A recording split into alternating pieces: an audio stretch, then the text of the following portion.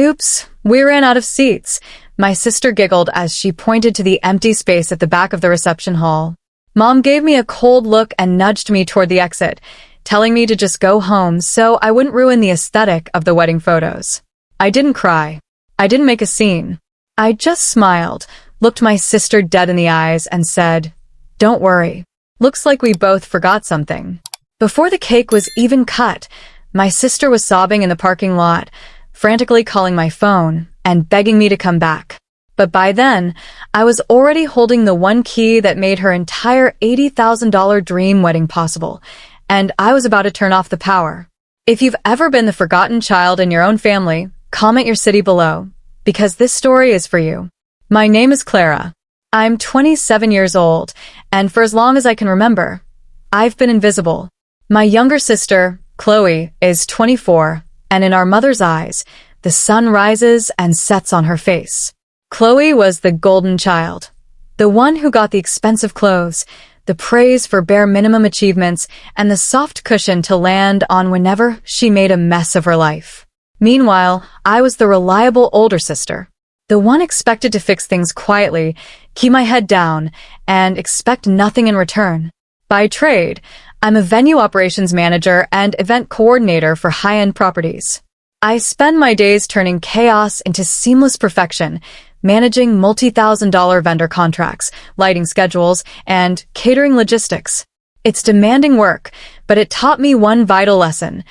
Absolute control belongs to the person who holds the keys, not the person wearing the crown. 6 months ago, Chloe announced her engagement to Marcus, a man from an incredibly wealthy, old money family in town.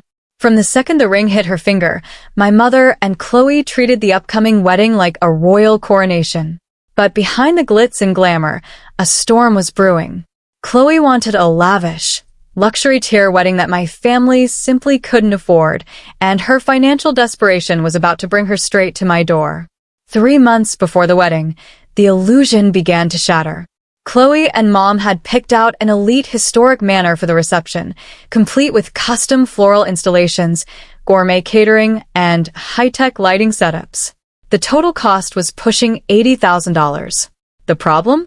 Marcus's parents had agreed to cover the rehearsal dinner and honeymoon, assuming my family was handling the reception. But Mom and Chloe had maxed out their credit cards on designer dresses and photo shoots, leaving them dead in the water when the venue sent a final notice demanding a $30,000 non-refundable deposit. I sat at the kitchen table while Chloe sobbed and Mom paced the floor. "If we lose this manor, Marcus's family will know we're broke," Chloe wailed. Mom turned to me with that familiar, manipulative look. "Clara, you work in the industry. Can't you do something?" I loved my sister despite her flaws, and I didn't want her big day ruined. So, I stepped into the breach. Using my credentials as a senior venue operations manager, I called in every favor I had built over 5 years. I transferred the main contract under my personal business account to unlock a 30% corporate discount, negotiated grace periods for the catering vendors, and personally put up $15,000 of my own savings to hold the date. Every single master permit, lighting code, and vendor access key was registered strictly in my name. Yet, despite me literally saving the wedding from public embarrassment, the disrespect only escalated. When the official invitations were mailed out, I didn't even receive a proper guest card in the mail. When Mom and Chloe went for high-end dress fittings and champagne tastings, I was left off the list. To them, I wasn't the sister who saved the day. I was just the unpaid staff making sure the lights stayed on. The evening of the rehearsal dinner brought the first true taste of how far their arrogance had reached.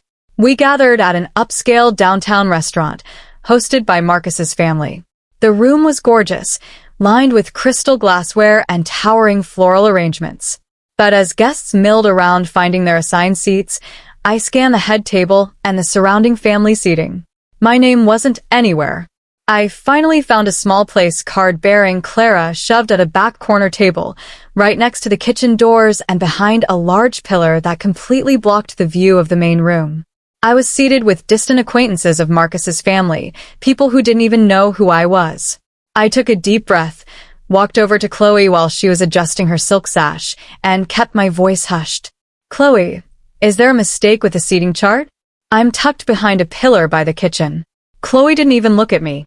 She just adjusted her hair in the mirror and gave an irritated sigh. Oh, Clara, don't start drama now. Seating charts are incredibly stressful. We had to prioritize Marcus's family and high-profile guests. You know how important optics are for his parents.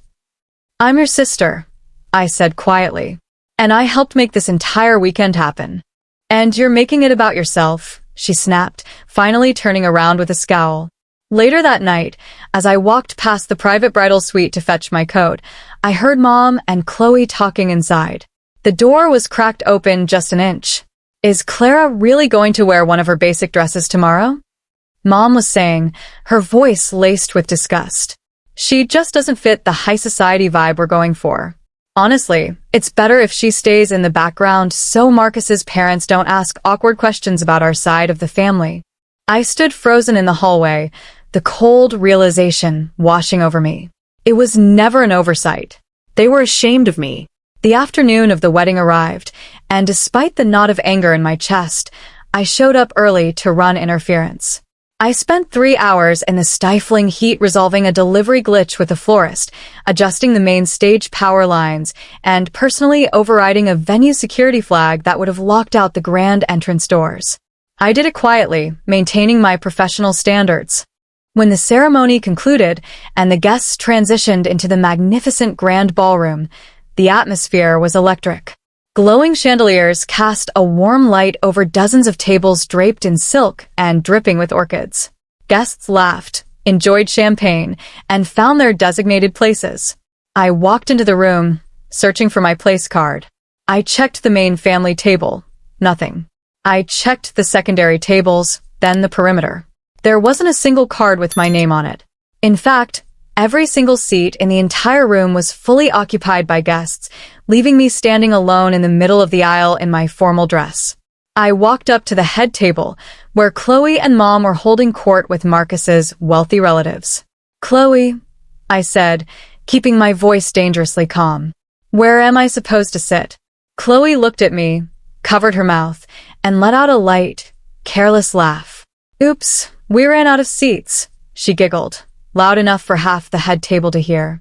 The guest list got so tight, and we just didn't have room for an extra place setting. Mom leaned in close, her eyes cold as ice, and gripped my forearm tight.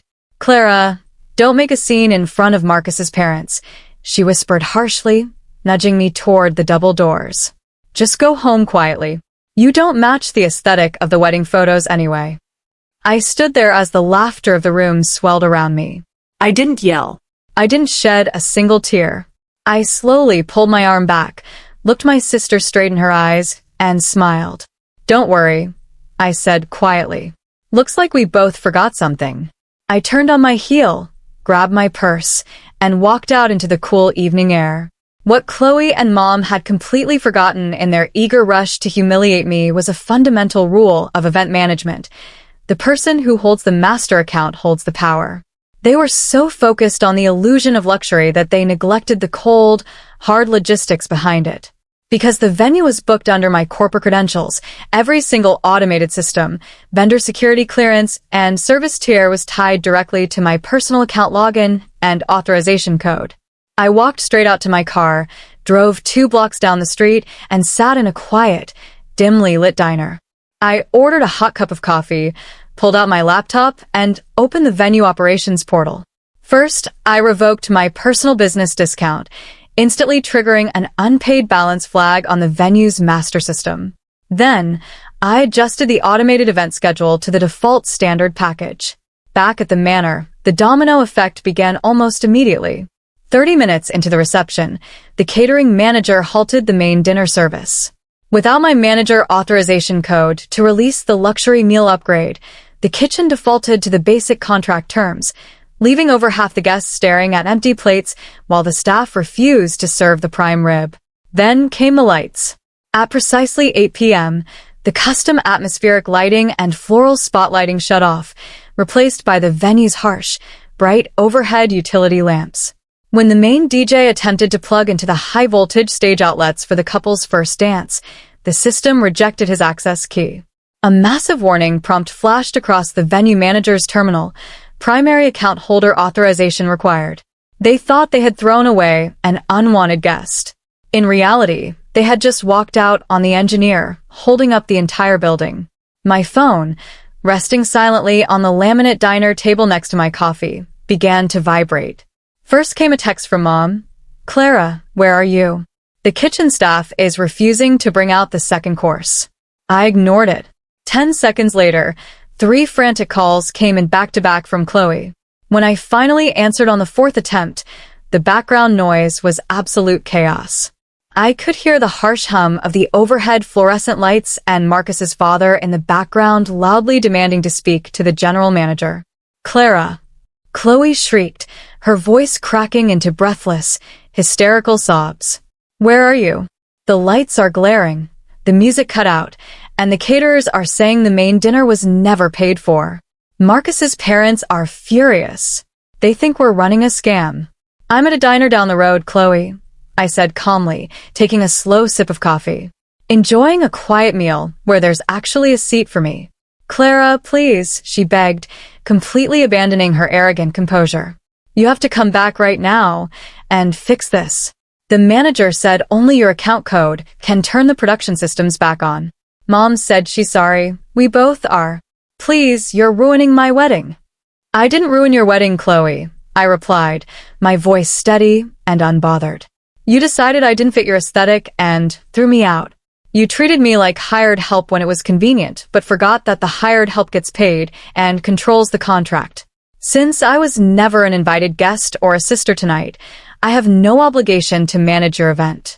I authorized the venue over my phone to finish the bare minimum baseline service, keeping the doors unlocked and the emergency lights on, before officially hanging up, leaving my sister crying in the venue parking lot. By the next morning, the fairy tale was completely shattered. The ruined reception had forced Mom and Chloe to admit the truth to Marcus's family, that they were broke, deeply in debt, and had tried to rely on me to cover up their financial lies while treating me like trash. Marcus's parents were so disgusted by the cruelty and deceit that they insisted on a strict prenuptial agreement before allowing the marriage certificate to be finalized. As for me, I contacted the venue operations board on Monday morning. Because every deposit and upgrade had been processed through my personal business account under my name, the $15,000 I put down was refunded directly back to my bank account, leaving Chloe and Mom to settle the remaining base venue debts on their own. It's been 3 months since that night. I've gone completely low contact with both of them. It took standing in an empty diner on my sister's wedding night to realize that family isn't about blood, it's about respect. I stopped letting people walk over me just because we share a last name, and for the first time in 27 years, I'm building a life where I always have a seat at the table. Have you ever been excluded or taken for granted by your own family? Comment your story down below. I read and reply to as many as I can. Don't forget to like, subscribe, and check out the next story on your screen right now. Thanks for watching.